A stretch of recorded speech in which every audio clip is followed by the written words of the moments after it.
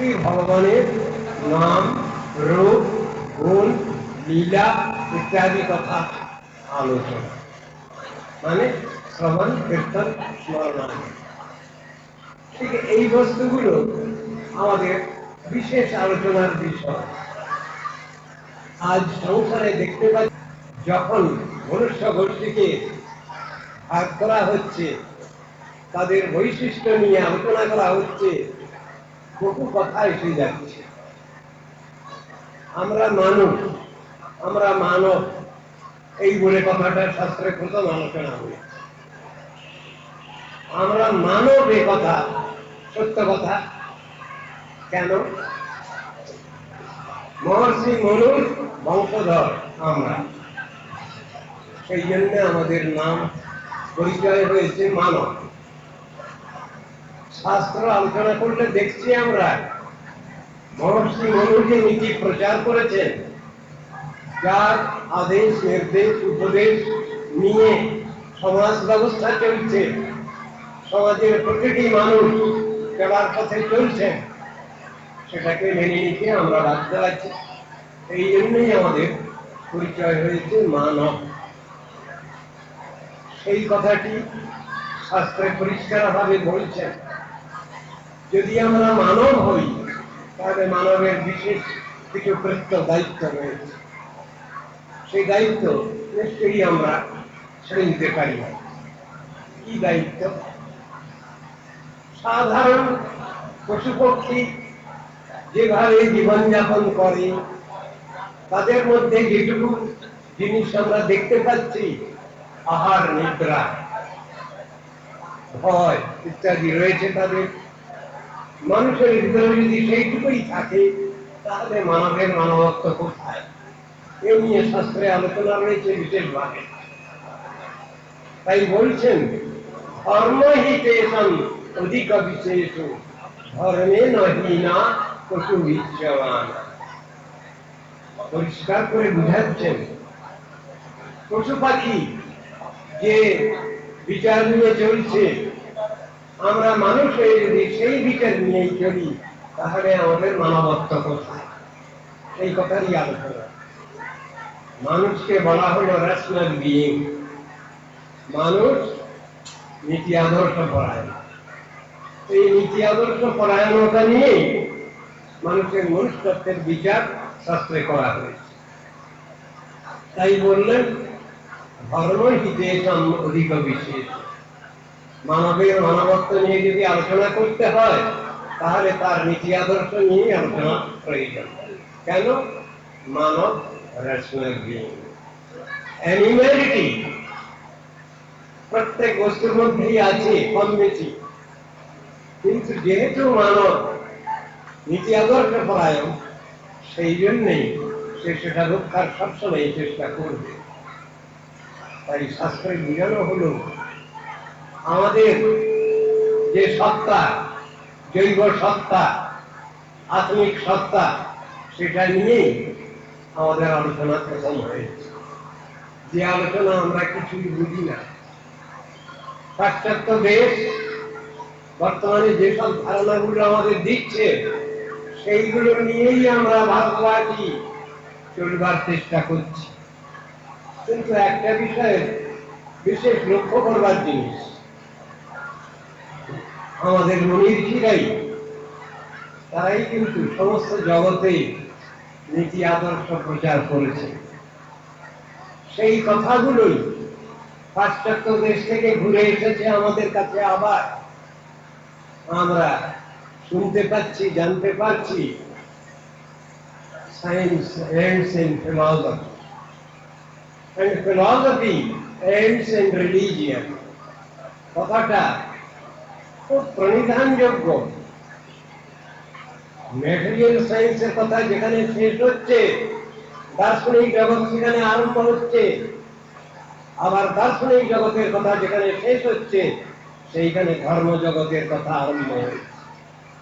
কথাটা খুব চিন্তার বিষয়, অনুধাবনযোগ্য। কেন এ কথা বলছে? পাশ্চাত্য দেশ যদি একথা বলে স্বীকার করে মেনে যদি আমাদের এখানে আবার ফেরত পাঠিয়েছেন কথাটা, এটা তো চিন্তার বিষয় আমাদের।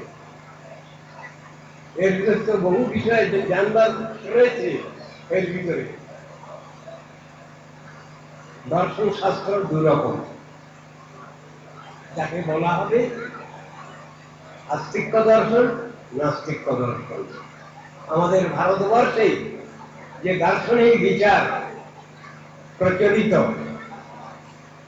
তার মধ্যে 6টি দর্শনের মধ্যেই 5টি দর্শনকে নাস্তিক্য দর্শন বলা হয়। কপিল মুনির সাংখ্য, পতঞ্জলির যোগ, গৌতমের ন্যায়, কণাদের বৈশেষিক, জৈমিনীর পূর্ব মীমাংসা। এই 5টি দর্শনই কম বেশি নাস্তিক্যবাদ প্রচার করেছে। বেদান্ত দর্শন কৃষ্ণ দ্বৈপায়ন বেদব্যাসের বিশেষ প্রকাশ। তিনি ব্যাখ্যা দিয়েছেন বেদান্ত দর্শনের যেভাবে ভগবানের স্বরূপ বিচার, পরমাত্মার স্বরূপ বিচার, ভগবানের স্বরূপ বিচার, জীবাত্মার স্বরূপ বিচার, আমরা সেসব বিষয় নিয়ে আলোচনা করছি। আজকাল পাশ্চাত্য দেশের আলোচনা নিয়েই আমরা বেশি আলোচনা করছি।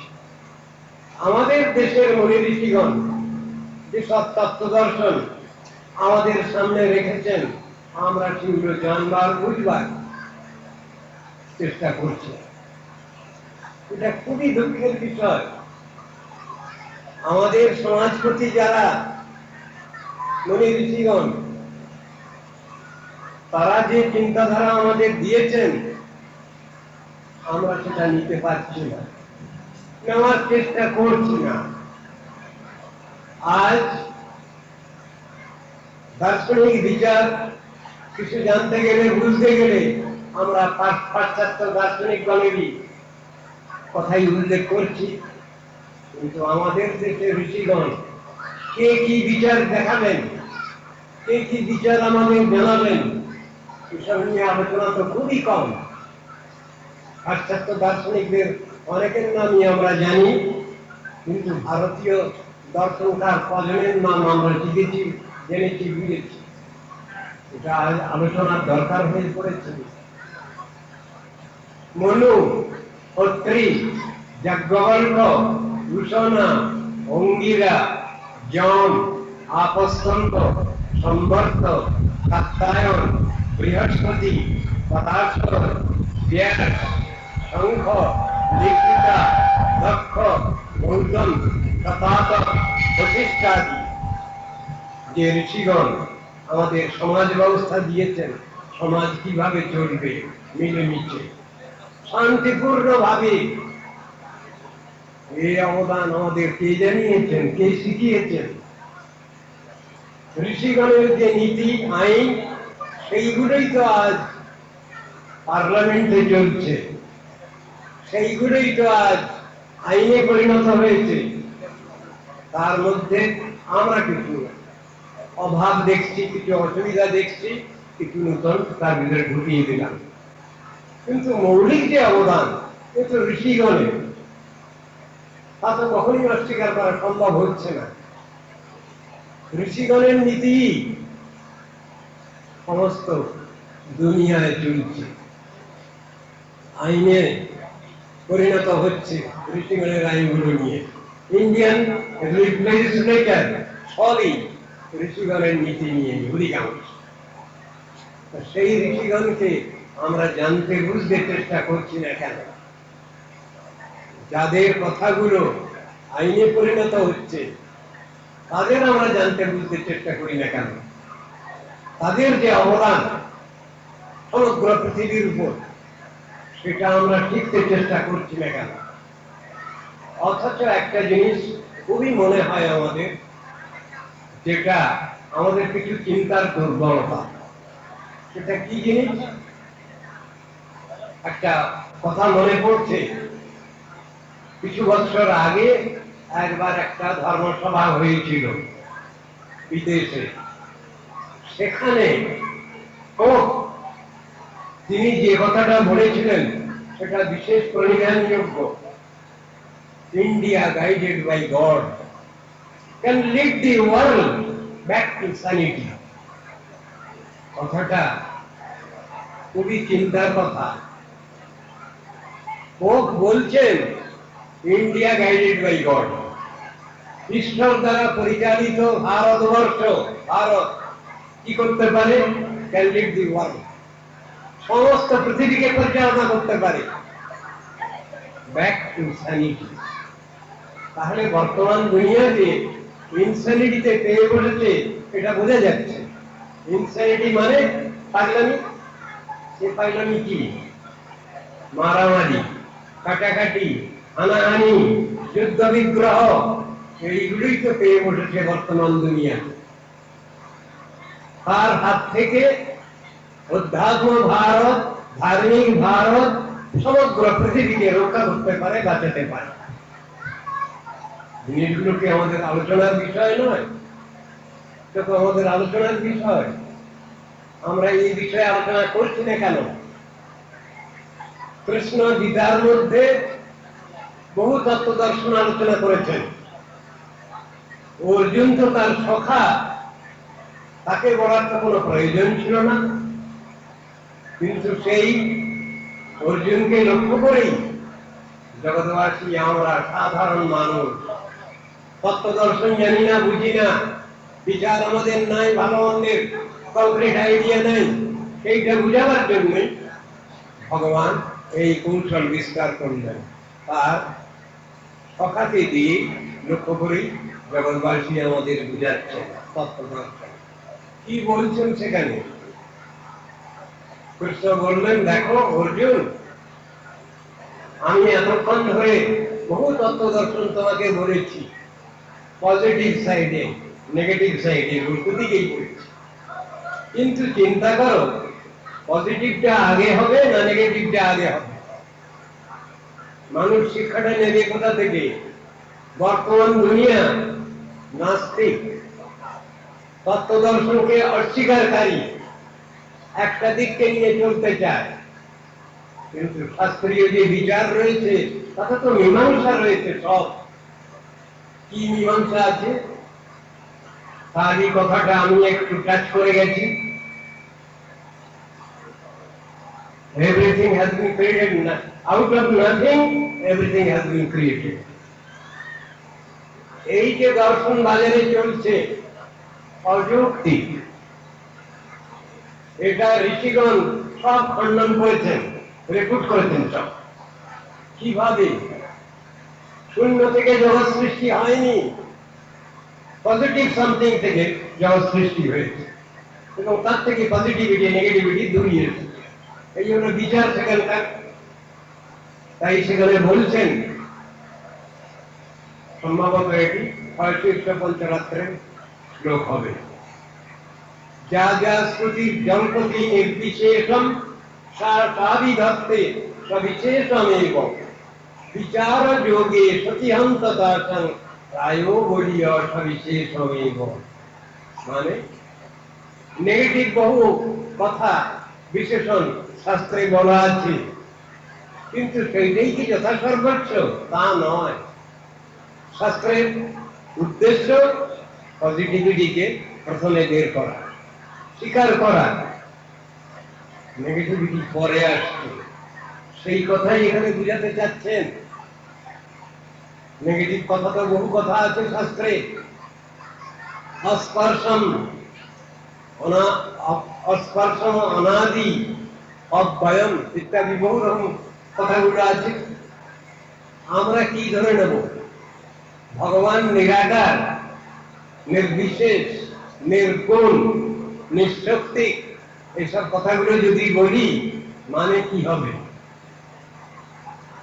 ভগবানের যদি এই নেগেটিভ আইডিয়াগুলো যদি আমরা মানি, তাহলে তার পজিটিভ কিছু নেই। জগৎ সৃষ্টি হলো কি করে? জগতের যে সৃষ্টি রহস্য বর্ণিত হয়েছে শাস্ত্রে, এবং শুধু আমাদের এই সনাতন হিন্দু ধর্মেই নয়, অন্যান্য ধর্মেতেও, খ্রিস্টানিটিতেও দেখতে পাচ্ছি আমরা, মুসলিম ধর্মেও দেখতে পাচ্ছি আমরা, ধর্মতত্ত্বের কিছু কিছু অ্যাক্সিওমেটিক ট্রুথ তাদেরও মেনে নিতে হয়েছে, তারা অস্বীকার করতে পারেননি। যদি ওইটুকু সত্য যদি না থাকে তাহলে সেটাকে মেনে নেওয়া যায় না। যেমন একটা কথা, god created man after his own image, এই কথা যদি বলা হয় ভগবান তার নিজের আকারের মতো করে একটা আকার দিয়ে মানুষকে সৃষ্টি করলেন, তাহলে ভগবানের আকার আছে তো প্রমাণিত হলো। ভগবান তার নিজের আকারের মতো করে একটা আকার দিয়ে মানুষকে সৃষ্টি করলেন, এটা তো ভগবানের স্নেহের পরিচয়। এতে ভগবানকে আমরা মানুষ বলতে চাইছি কেন? আবার উল্টো করে বলছি মানুষই তো ভগবান। এই বিচার কি সঙ্গত হচ্ছে? এই বিচার তো উল্টো পাল্টা বিচার। ভগবানের নিত্য আকার আছে, সেই শ্যামসুন্দর আকারের কথা শাস্ত্রে বর্ণিত হয়েছে, বেদের মধ্যেও রয়েছে, বৈদিক মন্ত্রের মধ্যেও পাচ্ছি আমরা। কোথায়? ওম তদ বিষ্ণু পরমং পদম সদা পশ্যন্তি সূরয়ঃ দীবিব চক্ষুরাততং তদ্বিপ্রশো বিপন্নবো জগ্রিমন্ত সনিন্দতে বিষ্ণুর যৎ পরমং পদম। ভগবানের যদি শ্রীচরণ না থাকে তবে ভক্ত কোথায় পুষ্পাঞ্জলি দিচ্ছেন? সুতরাং তার শ্রীচরণ আছে, তার চোখ কান নাক মুখ সবই আছে। তিনি ইন্দ্রিয়বান, তিনি ইন্দ্রিয়বান বলেই তার এক নাম হয়েছে ঋষিকেশ। ঋষিকেশ শব্দ আমরা পাচ্ছি, অর্থ কি? যত ইন্দ্রিয় বৃত্তি আমরা পেয়েছি সেই ইন্দ্রিয় বৃত্তি সব ভগবান থেকেই পাওয়া আমাদের। সেই ইন্দ্রিয় বৃত্তি যদি আমরা ভগবানের সেবায় নিয়োগ করি তাহলেই আমাদের ভক্তি হয়। এই তো ভক্তি শব্দের ডেফিনেশন, সংজ্ঞা শাস্ত্রে দিয়েছে। ঋষিকে না ঋষিকেশ সেবা নব ভক্তি উচ্চতে, ঋষিকে গোবিন্দ সেবা কথাটা বলছেন। তাহলে যে ইন্দ্রিয় বৃত্তি আমরা পেয়েছি ভগবান থেকে সেইটা আমরা ভগবৎ সেবায় নিয়োগ করলেই তাতেই ভক্তি হয়। এইগুলো ভক্তি শব্দের সংজ্ঞা। সুতরাং ভক্তি, ভজন, সেবা, উপাসনা, আরাধনা এই সব শব্দগুলোই একই তাৎপর্য করে এবং এগুলোকে সমার্থবোধক শব্দ সিনোনিমস বলেই মেনে নেওয়া হবে। শাস্ত্র তো এইরকম জিনিসটাই বুঝিয়েছেন। আমরা উল্টো পাল্টা চিন্তা করছি কেন? ভগবানের যে নিত্য আকার সেই আকারের কথাই তো সবাই বলছেন, ঋষিগণ বলছেন, সেই আকারের কথাই তো মনীষীগণ বলছেন।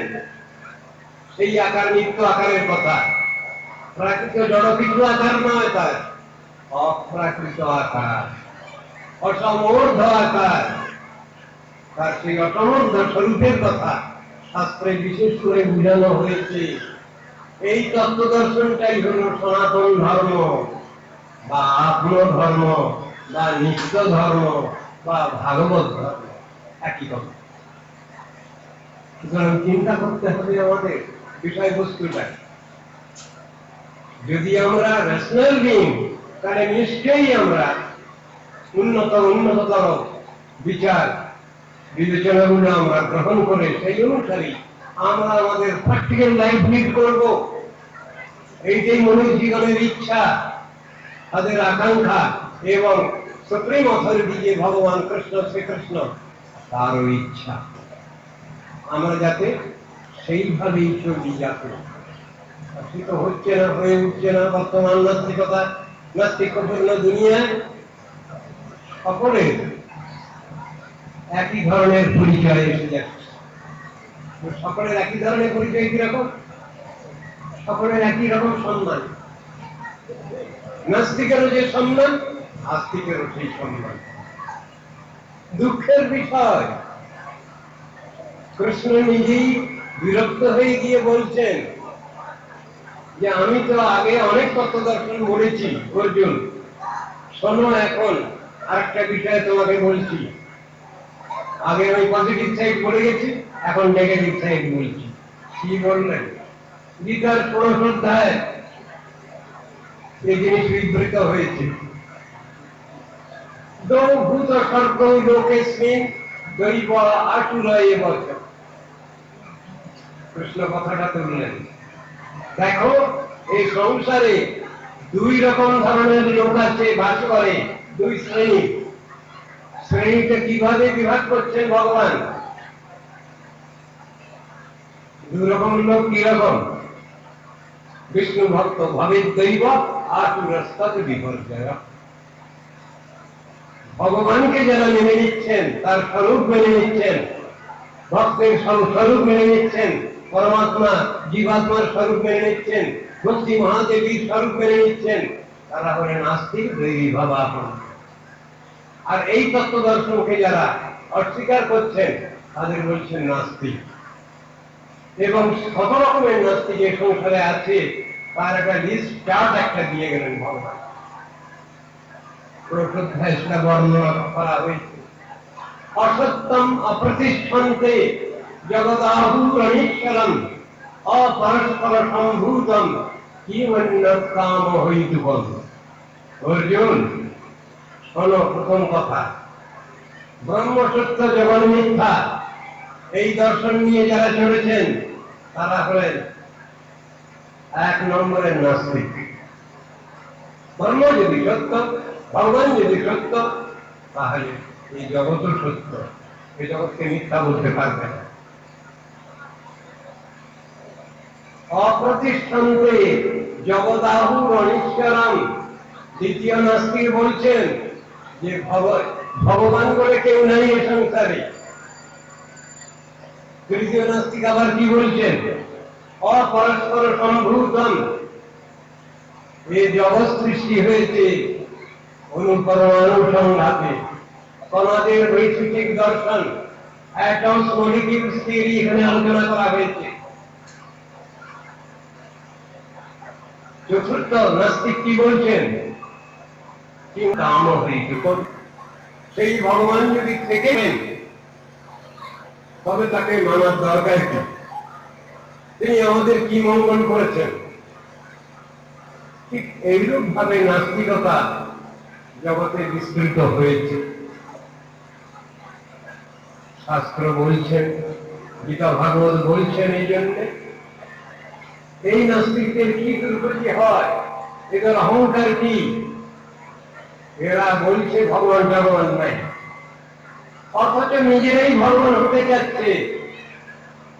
যারা ভগবানকে অস্বীকার করছে, ভগবত তত্ত্ব দর্শনকে, তারা নিজেরা আবার কি করে ভগবান হয়? সেখানে বলছেন কি? এরা সব নিজেরা ভগবান হতে যাচ্ছে। ঈশ্বর অহং অহং ভোগী সিদ্ধোহং বলবানপতি কন্যস্তি সদৃশ মায়া, এই জাতীয় অহংকার প্রকাশ করছে। যারা নিজেরাই ভগবত তত্ত্ব সম্বন্ধে কোন ধারণা রাখে না, তারাই এবার বলছে আমরাই তো ভগবান, মানুষই তো ভগবান। আবার কখনো কখনো উল্টে পাল্টে বলে দিচ্ছে ভগবান তো মানুষ। তত্ত্ব দর্শন ভুল থিওরি।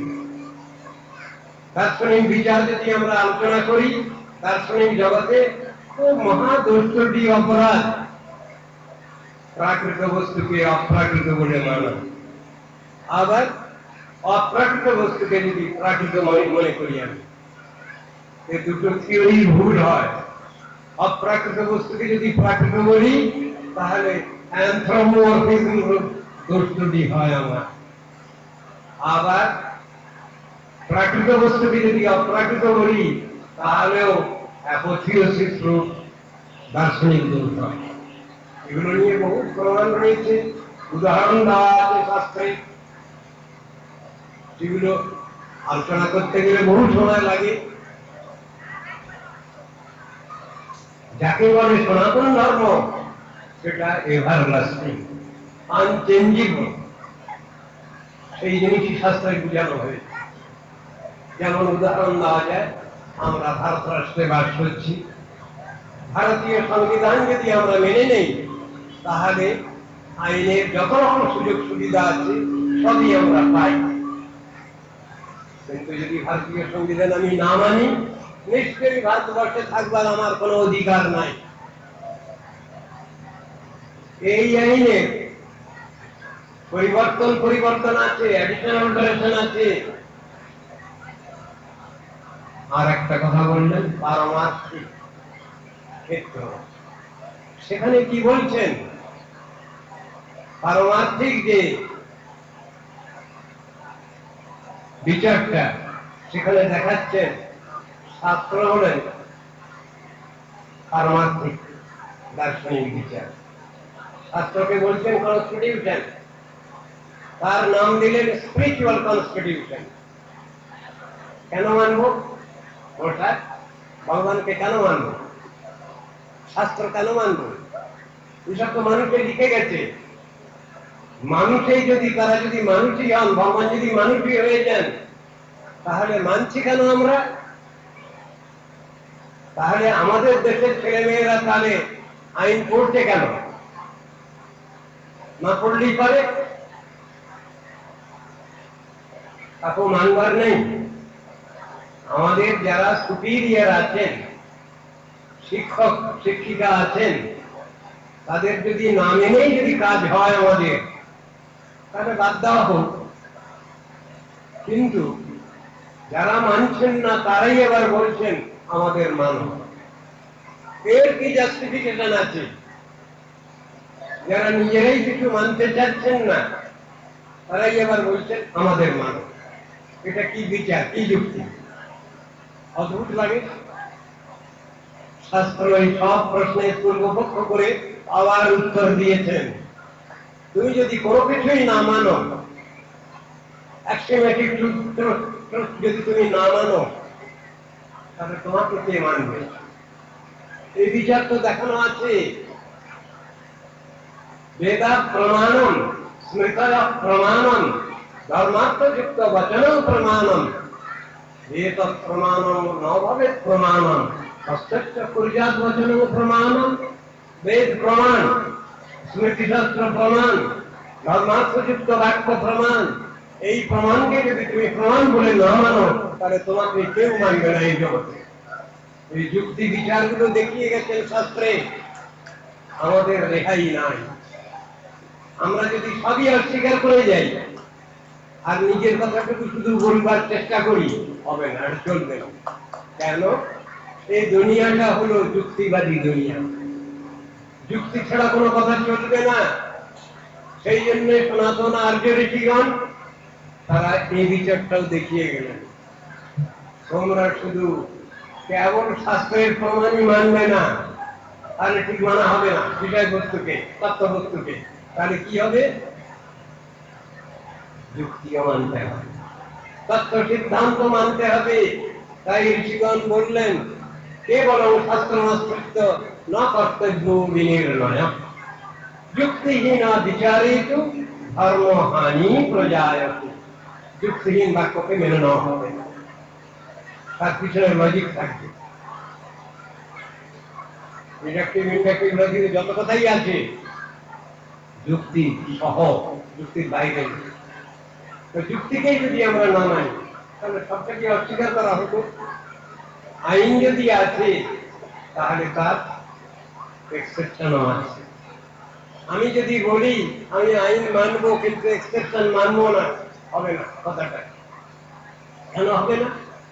এক্সেপশন করতে গেলে, আইন মানতে গেলে এক্সেপশনও মানতে হবে। শুধু এক্সেপশন কেন, অনারেবল এক্সেপশন যদি কিছু থাকে তাও মানতে হবে আমাদের। শাস্ত্র এইভাবেই সমস্ত তত্ত্বদর্শনগুলো নির্ণয় করেছেন। সনাতন ধর্ম মানে আত্মধর্ম, আত্মধর্ম। গীতায় বলছেন আমরা এই জন্মে আছি, যে কর্ম করে যাচ্ছি সেই অনুসারে ফল পাচ্ছি। জন্ম পুনর্জন্মবাদ শাস্ত্রে স্বীকৃত হয়েছে। খ্রিস্টানিটি বা মুসলিম ধর্মেতে ওটা স্বীকৃত না হলেও বর্তমানে তারা মানতে বাধ্য হচ্ছে। এই ইতিহাস বহু পাওয়া যাচ্ছে, ঘটনা পরম্পরায় সব জানা যাচ্ছে। পুনর্জন্মবাদ মানতেই হচ্ছে। গীতা এ কথা খুব পরিষ্কার ভাবে বলেছেন। গীতা ভাগবতে কি বললেন? যেখানে ধর্মতত্ত্ব উপদেশ করছেন, সেখানে বলছেন অর্জুনকে কৃষ্ণ, নৈজ বিক্রমনাশস্তি প্রত্যবায়ো ন বিদ্যতে স্বল্পমত্কস্য ধর্মস্য ত্রায়তে মহতো ভয়াৎ। এই সনাতন ধর্মতত্ত্ব অর্জুন, আমি তোমাকে যা উপদেশ করছি, এটা আরম্ভ কোথায় আর শেষ কোথায় বলা যায় না, আদ্যন্তহীন, কেউ এটা বলতে পারবে না। তোমার এতে কোনো লোকসান হবে না, সবটাই লাভ হবে অর্জুন। যদি তুমি এই সনাতন ধর্মতত্ত্ব অনুশীলন করো, জীবনে আচরণ করো, প্র্যাকটিস করো, তাহলে তোমার কোনো লোকসান হবে না, সবটাই লাভ হবে। কি লাভ হবে? সবটা ফিক্সড ডিপোজিট। এই সনাতন ধর্ম অভ্যাস করতে করতে তুমি যদি মারা যাও, তাহলে ওটা জমা থাকবে। এই অনুসারে তোমার পরবর্তী জীবন নিয়ন্ত্রিত হবে। তুমি আবার কোন ভক্তের গৃহে গিয়ে জন্মগ্রহণ করবে, যেখানে তোমার এই সাধনা আবার পুনরায় সুযোগ মিলবে। এসব কথাগুলো তো বলা হলো। গীতা ভাগবতে পুনর্জন্মবাদের কথা বলা আছে, এটাকে মানতেই হচ্ছে। সুচিনাং শ্রীমতাঙ্গে হে যোগভ্রষ্ট বিজায়তে, গীতায় বলছেন। যারা সাধন ভজনে এগিয়ে আছেন, পরবর্তী জন্মে তারা সেই রকম পরিবেশ পেয়ে যাচ্ছে। এটাও ভগবানের ব্যবস্থার মধ্যে আছে। আমরা এগুলোকে অস্বীকার করবো কি করে? সনাতন ধর্মতত্ত্বতে কতগুলো থিওরি নিয়ে আলোচনা করা হয়। প্রথমেই সেগুলো কি, সেটা প্রথমেই বললেন আমনায় তত্ত্ব। তারপরে বলছেন ভগবান শ্রীহরি, তিনি হলেন পূর্ণ তত্ত্ব। হরিমিহ পরমং, ভগবান তিনি পূর্ণ দর্শন, পূর্ণ তত্ত্ব। দার্শনিক বিচারের মধ্যে একথা আমরা পাচ্ছি, যেখানে বলা হচ্ছে বদন্তি তত্ত্ববিদস্তত্ত্বং যদ জ্ঞানমদ্বয়ম ব্রহ্মেতি পরমাত্মেতি ভগবান ইতি শব্দতে। তত্ত্ব দর্শনের তিনটে অ্যাসপেক্ট নিয়ে ব্যাখ্যা করা হয়েছে শাস্ত্রে: ব্রহ্ম, পরমাত্মা, ভগবান। ব্রহ্মকে যদি আমরা পজিটিভ ধরি, তাহলে কম্পারেটিভ হবে পরমাত্মা এবং সুপারলেটিভ ডিগ্রি হবে ভগবান। কেন? ভগবান শব্দের আগে আর কোনো বিশেষণ দেওয়া হচ্ছে না। অতি ভগবান, মহাভগবান এসব শব্দগুলো হয় না, যেহেতু ভগবান শব্দটাই হল সুপারলেটিভ ডিগ্রি। তত্ত্ব দর্শন এইভাবেই আলোচনা করা হয়েছে। ষড়ৈশ্বর্যপূর্ণ যে তত্ত্ব, তিনি হলেন ভগবান। ঐশ্বর্যস্য সমগ্রস্য বীর্যস্য যশস্শ্রিয় জ্ঞান বৈরাগ্যস্যৈব সন্ন্যান ভব ইতি গুণা। তাকে ভগবান বলা হচ্ছে, মানুষকে ভগবান বলা হয়নি, আর কোথাও ভগবানকে মানুষ বলা হয়নি। নরাকার পরব্রহ্ম, এটি তো ভগবানের স্বরূপ। বেদে, উপনিষদে ঠিক এই বিচারগুলোই দেখানো হয়েছে। ব্রহ্মাজি যে ব্রহ্মসংহিতায় যে কথাটা বললেন, সেখানে কি বলছেন? প্রেমাঞ্জন ছুরিত ভক্তি বিলোচনেন সন্তঃ সদাএব হৃদয়েতি বিলোপয়ন। সাধু সন্তগণ নিত্যকাল সেই পরতত্ত্ব ভগবানকে দর্শন করছেন, অনুভব করছেন, দর্শন করছেন। কথা বেটায় সদা পশ্যন্তি তুরয়া, কথাটা বলা আছে। কথার মধ্যে কোনো চালাকি চাতুরি নাই। জ্যোতির অভ্যন্তরে রূপম অতুলম শ্যাম সুন্দরম বিভুজং শ্যাম সুন্দরম পরম ব্রহ্ম নরাকৃতি। গূঢ়ং তৎমনুষ্যলিঙ্গম। এসব মন্ত্রগুলো, বৈদিক মন্ত্র এবং শ্লোকগুলো প্রমাণ করে সেই ভগবানের যে পরাত্পর তত্ত্ব সেটি প্রমাণিত হয়। এটা কেন আমরা বুঝতে চেষ্টা করছি না? একজন কবি তিনিও বলে গেলেন, আমার মাথা নত করে দাও হে তোমার চরণ ধুলার তলে। কে কবি নিশ্চয়ই আপনারা বুঝতে পারছেন। তিনি কি নিরাকারবাদী কবি? তাহলে তিনি চরণ ধুলার তলে স্থান চাচ্ছেন কেন, আর চরণ ধুলি প্রার্থনা করছেন কেন?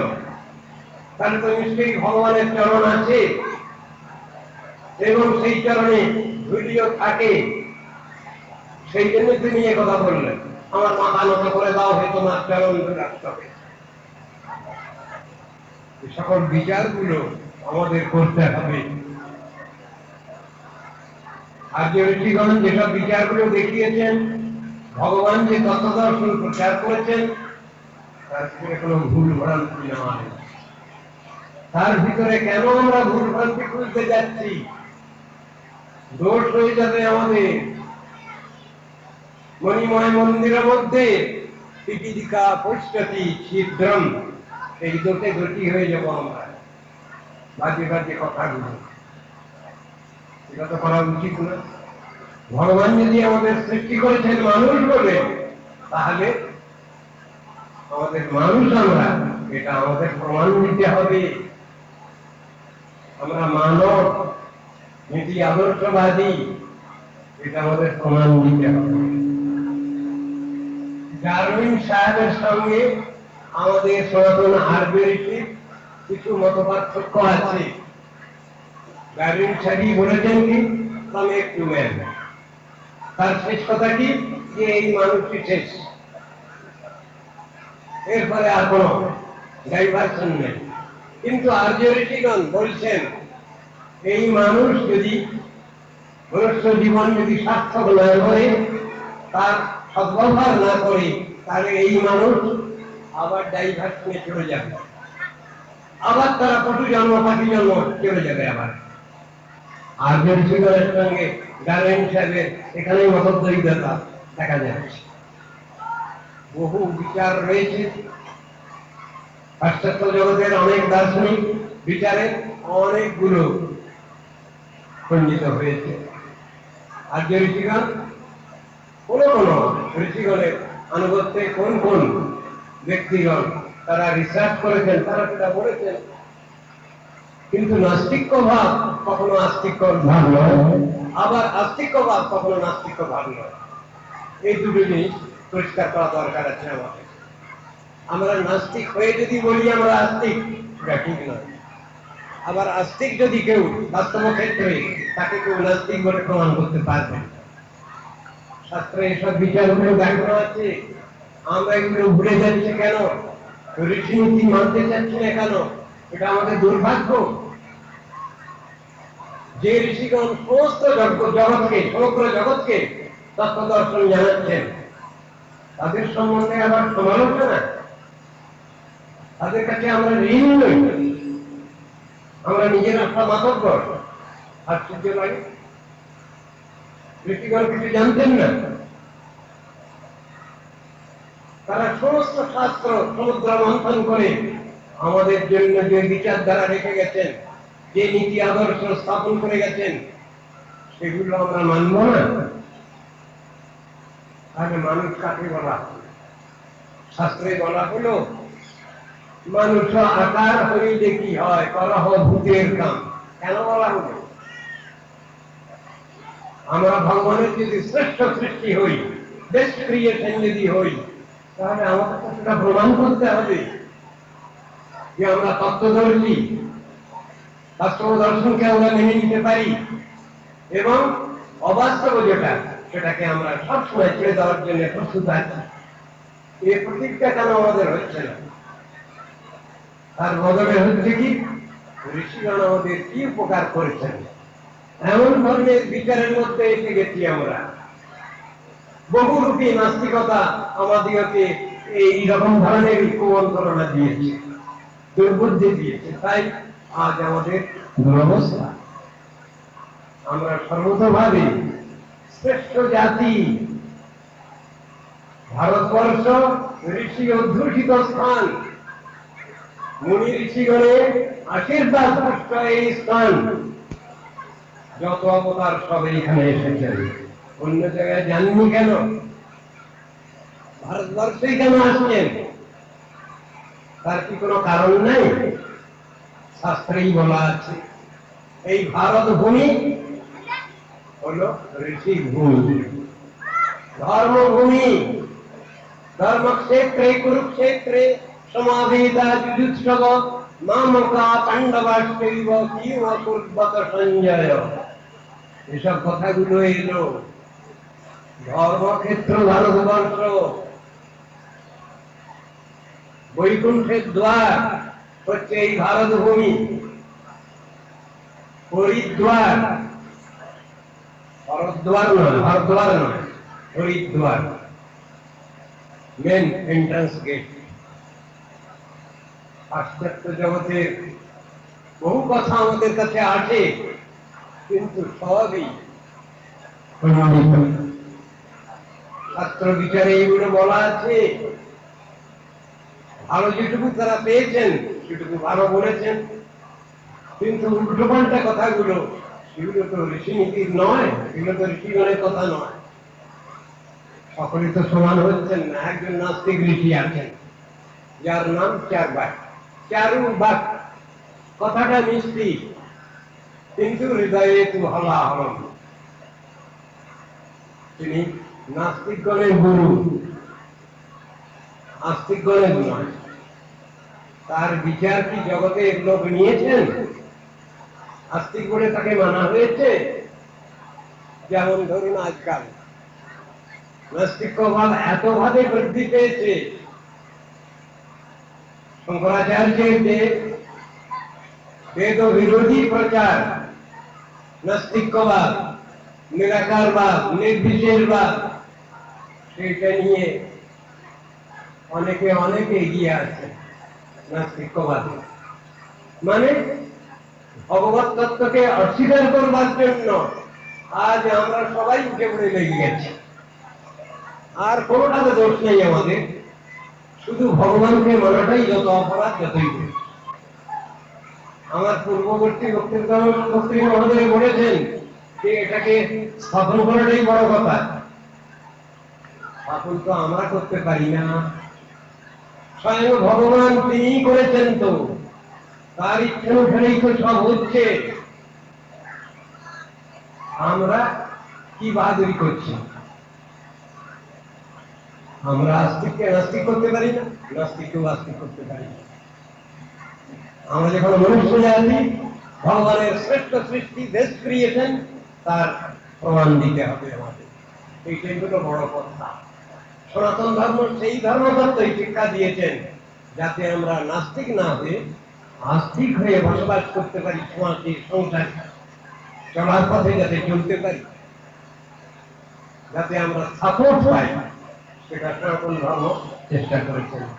ভগবানকে ভালোবাসতে হবে এ সম্বন্ধে কোনো সন্দেহ নাই। যে নকেনা উপায়েন মনঃ কৃষ্ণে নিবেশয়ে। ভগবত তত্ত্বকে অস্বীকার করতে আমাদের কোনো বাহাদুরি হবে না, বরং বাহাদুরি শূন্য হবে। যারা নীতি আশীর্বাদ পুষ্ট, তারা নীতি আদর্শ নিয়েই চলবেন।